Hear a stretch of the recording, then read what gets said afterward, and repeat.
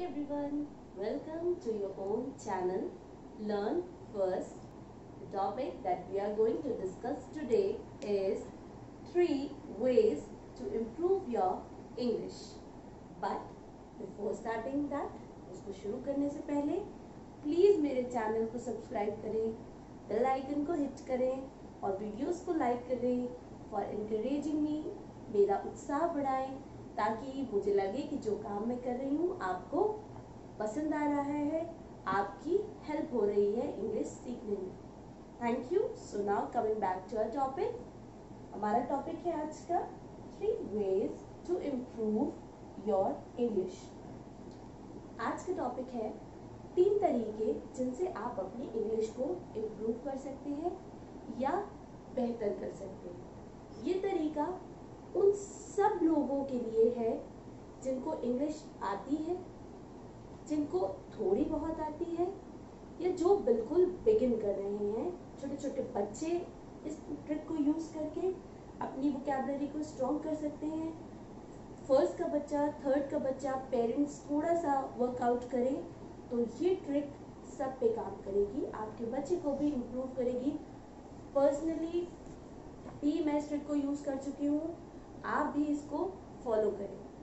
सो पहला क्या है, फर्स्ट स्टेप है स्टोरी एट द नाइट। आजकल क्या होता है, हम जब सोने जाते हैं तो हमारे हाथ में हमारा मोबाइल फ़ोन होता है और उस पर सोशल साइट्स या सोशल नेटवर्किंग साइट को देखते देखते वीडियोस को देखते देखते हम सो जाते हैं। क्या उससे होता है, हमें नॉलेज मिलती है, लेकिन अभी हमारा टारगेट क्या है कि अपनी इंग्लिश को इम्प्रूव करना है। सो जो दादी नानी के ज़माने से चला आ रहा है, पापा करते हैं बच्चों के रात में सोने से पहले उनको एक स्टोरी सुनाते हैं, माँ सुनाती है, आपको भी वही करना है। बट यहाँ पे ट्विस्ट ये है कि वो स्टोरी इंग्लिश में होगी। अगर आपका बच्चा छोटा है तो उसको उस लेवल की स्टोरी सुनाइए। अगर आप बड़े हैं, खुद पढ़ रहे हैं, तो आप अपनी वोकैबुलरी, अपने वर्ड्स को कि आपको कितनी इंग्लिश आती है, आप क्या समझ सकते हैं, आप उसको खुद बेहतर समझते हैं और आप डिसाइड कर सकते हैं कि आपको कौन सी स्टोरी पढ़नी है। बुक्स अवेलेबल हैं, आप जा सकते हैं मार्केट में, स्टोरी बुक्स ला सकते हैं, या फिर आपके पास मोबाइल है जिसको देखते देखते आप सो जाते हैं, तो आप उस पर स्टोरी पढ़ते पढ़ते भी सो सकते हैं। आपको पता भी नहीं चलेगा कि कब आपको नींद आ गई है, इतनी अच्छी अच्छी स्टोरीज अवेलेबल हैं।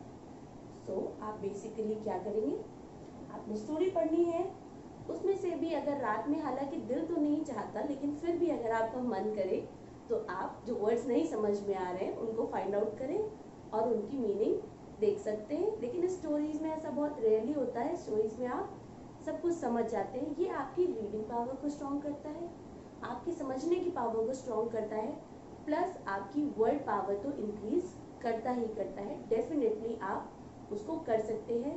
अगर बड़े हैं, आप फ़ोन पे या किसी ऐप पे स्टोरीज पढ़ रहे हैं, तो आप क्या कर सकते हैं, ऑनलाइन डिक्शनरी से वहीं के वहीं आप ढूंढ भी सकते हैं। बहुत बड़ी बड़ी स्टोरीज ना पिक करें।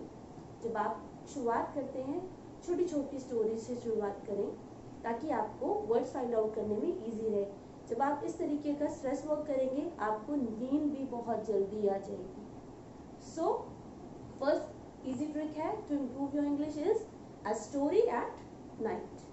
10 दूसरा हमारा स्टेप है टाइम पास और एंटरटेनमेंट। एंटरटेनमेंट कोई भी वो चीज़ होती है जो हमें थोड़ा रिलैक्स कर दे, या अगर हमारे पास खाली टाइम है तो हम अपना टाइम पास करने के लिए, अब उस टाइम पास के लिए अगर आपने मूवी देखी तो आप क्या कर सकते हैं, हिंदी की बजाय आप इंग्लिश मूवी को प्रेफर कर सकते हैं। आपने इंग्लिश मूवी प्रेफर करी, कहीं ना कहीं सबटाइटल्स आप ले सकते हैं, उनको देख देख करके, या आप कैसे भी उसको समझने की कोशिश कर सकते हैं। आप एंटरटेन भी होंगे और आपकी इंग्लिश भी इम्प्रूव होगी। या आप क्या कर सकते हैं, ऐसे बहुत से गेम्स आते हैं, लाइक स्क्रैम्बल एक गेम्स है, इसमें आगे पीछे करके अल्फ़ाबेट्स लिखे होते हैं और आपको वर्ड बनाने होते हैं। तो आप वो गेम खेल सकते हैं। मोबाइल पे अवेलेबल होते हैं इस तरीके के गेम्स, या वैसे खेलने के लिए भी आते हैं। जो पेरेंट्स हैं वो अपने बच्चों के लिए ला सकते हैं। बहुत बहुत इजी वे है। अगर आप एंटरटेनमेंट के साथ नॉलेज भी गेन करना चाहते हैं तो आप न्यूज़ देख सकते हैं। न्यूज़ ऐप पे रीड करिए, वहाँ से भी आप अच्छी खासी इंग्लिश सीख सकते हैं। फिर आपका है थर्ड स्टेप। ये बहुत इम्पॉर्टेंट स्टेप है और सबसे सिंपल भी है। A new word every day. एक टारगेट सेट कर लें कि एक नया वर्ड तो कम से कम मुझे सीखना ही है रोज। ठीक है, भले हजारों ना सीखें आप, मैंने तो बहुत सारे तरीके बता दिए कि आप इस तरीके से निकाल सकते हैं, आप ऐसे कर सकते हैं, आप वैसे कर सकते हैं। सबकी सिचुएशन अलग अलग होती है, लेकिन आप ये डिसाइड कर लें कुछ भी हो जाए एक वर्ड तो मुझे सीखना ही है। सपोज इसका सबसे इजी तरीका क्या है, आप कॉम्प्लीमेंट्स देने वाले वर्ड से शुरू करिए। आप सुबह उठे, बाहर निकले, आपका कोई फ्रेंड आया या कोई आपकी कोई फ्रेंड है, आपने उससे कहा वाओ यू लुक ब्यूटीफुल। तो कल आपने वर्ड सीखा था ब्यूटीफुल, आज आपने अपनी फ्रेंड को वो कॉम्प्लीमेंट दिया, आपकी फ्रेंड भी खुश हो गई, क्योंकि कॉम्प्लीमेंट जब मिलते हैं तो उसको कोई कभी भूलता नहीं है। आपने उसको दिया, वो खुश हो गई, प्लस आपने जो वर्ड रात में सीखा था वो आपने यूज कर लिया। उसके बाद और भी बहुत सारे तरीके हैं जिससे आप यूज कर सकते हैं। जैसे आपने कुछ भी सीखा, आप उसको यूज करें। एडोरेबल, यू लुक एडोरेबल, ऐसे भी आप किसी को कॉम्प्लीमेंट कर सकते हैं। एक आपका कॉम्प्लीमेंटिंग लेटर है, एडोरेबल एक वर्ड है, आप इसको यूज कर सकते हैं। बहुत सारे कॉम्प्लीमेंट्स देने के तरीके हैं जो आपके फ्रेंड्स को, आपकी मदर को, आपके आसपास जितने भी लोग हैं उनको खुश भी कर देंगे और आपकी इंग्लिश भी इम्प्रूव कर देंगे। फिर आप क्या कर सकते हैं, घर में जो सामान आपके होता है, लाइक पंखा, सबको पता होता है पंखे को फैन कहते हैं, लेकिन ये तो एक सिंपल चीज हो गई। कोई ऐसी टफ अलमारी, अलमारी हम लोग बोला करते हैं, वो होती है अलमीरा, इंग्लिश में उसे हम अलमीरा कहते हैं। तो आप उसको डे टू डे लाइफ में इजी लैंग्वेज में यूज कर सकते हैं। आपको किसी से कहना अलमारी खोल दो, तो आप क्या कहेंगे, प्लीज ओपन दी अलमीरा। फिर अगर आपको आधी अलमीरा खोलनी है तो हाफ ओपन, अगर आपको पूरी खुलवानी है तो फुली ओपन।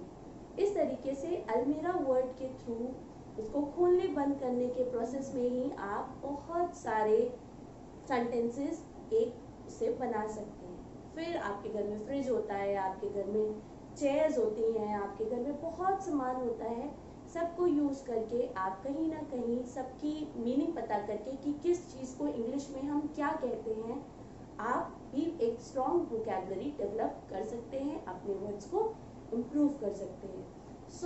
एक वर्ड भी अगर आपने सीखा तो एक मंथ में आप ऑलमोस्ट 30 न्यू वर्ड सीखते हैं, पूरे ईयर में 365, और इसको अगर आप बढ़ा लेते हैं तो ऑलमोस्ट डबल। इन ट्रिक्स को फॉलो करिए, आप देखेंगे आपकी इंग्लिश इम्प्रूव होगी।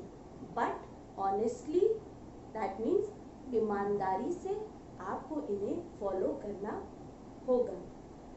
आई होप ये ट्रिक्स बहुत सिंपल है, समझ में आ गए होंगे। छोटे बड़े कोई भी इसे यूज कर सकते हैं। इनको फॉलो करें, अपनी इंग्लिश को इम्प्रूव करें। Thank you.